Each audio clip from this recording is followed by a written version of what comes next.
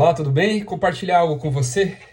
No tempo dos juízes de Israel, a Bíblia diz que houve uma estação, um tempo ali determinado em que o povo ele ficou sem liderança, ele ficou sem reis e sem juízes, fazendo a gestão e começaram a viver da forma como eles pensavam ser o correto, ser o justo diante do Senhor.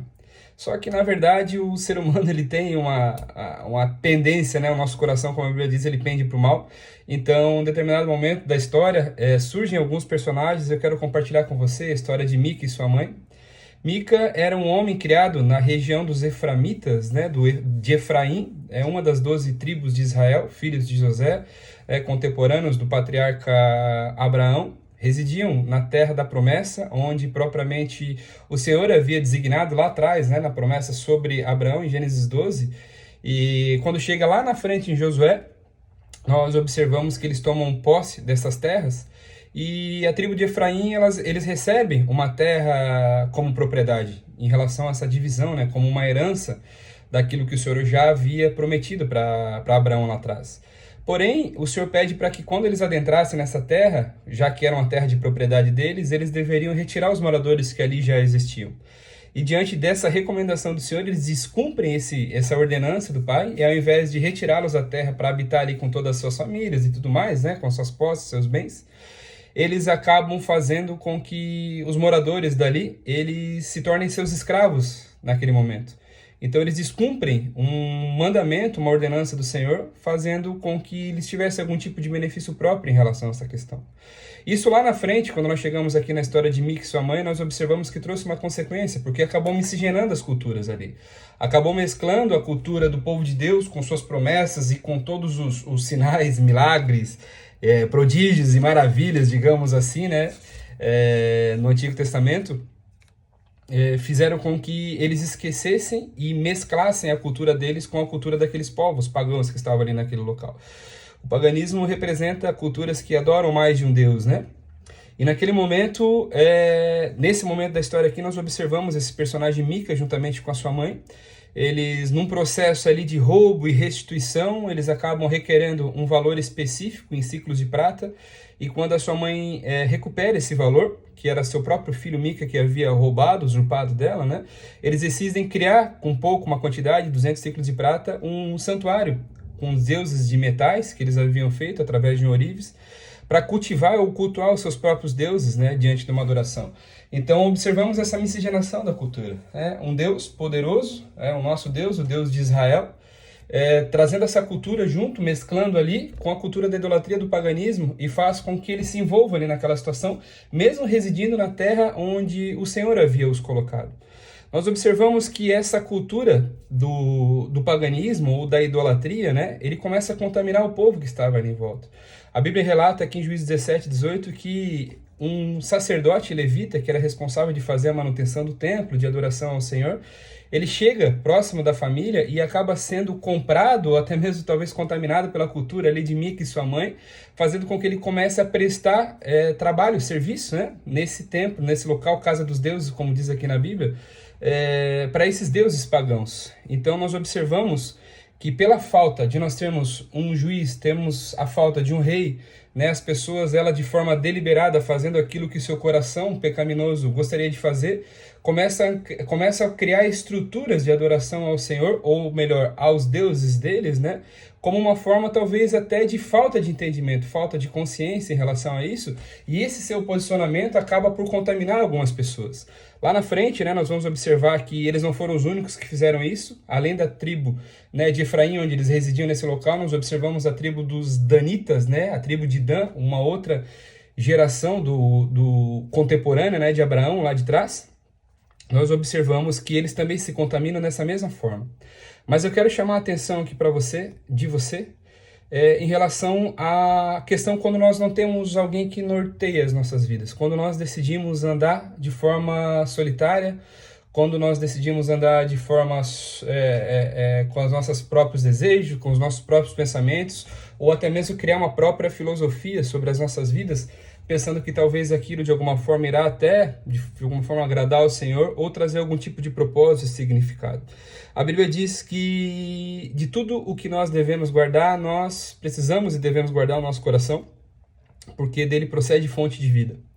Mas quando nós lemos algo sobre o coração lá no Antigo Testamento, no livro do profeta Jeremias, nós observamos que o coração do homem também ele é enganoso. E a Bíblia diz que ele é enganoso ou corrupto, né? Mais corrupto do que todas as coisas.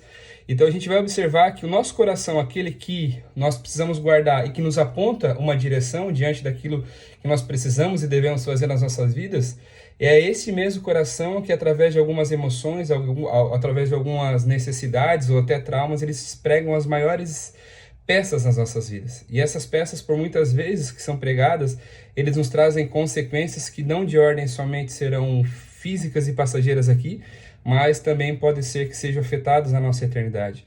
Então eu quero compartilhar com você a história de um homem que pensou que poderia adaptar a caminhada dele com Deus, com suas próprias filosofias, a fazer algo que o dinheiro propriamente poderia estar comprando e na verdade estava desviando os seus caminhos do Senhor.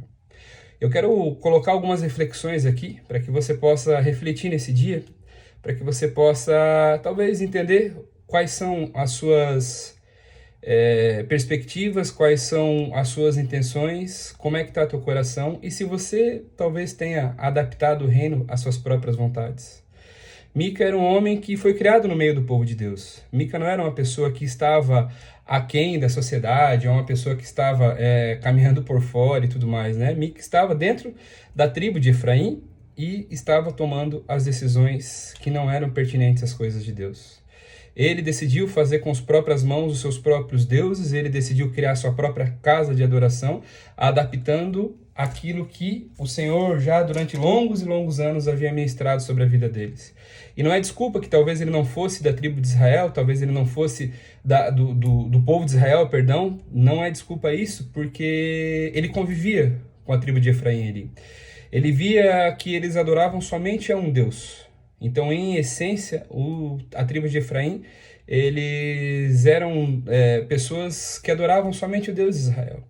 E ele permitiu que naquele momento, né, talvez em função de algumas dificuldades que ele vinha passando, uma autoafirmação, nós observamos um problema muito sério de identidade na vida de Mica ali naquele momento, porque possivelmente ele foi criado somente pela sua mãe. Existem manuscritos rabínicos que dizem que Mica possivelmente poderia ser filho de Dalila, aquela que de alguma forma cortou as tranças, os cabelos, longos cabelos de Sansão, fazendo com que ele caísse no pecado, né? E a história termina de uma forma trágica, porém ainda com os planos de Deus se cumprindo. E se realmente, né, esses escritos estiverem corretos, justifica tudo, porque a falta de paternidade de Mica fez com que ele adaptasse um Deus todo-poderoso, fazendo com que ele trouxesse um Deus somente para ele. E isso, na verdade, é um pecado que, biblicamente, fala que nos leva à morte.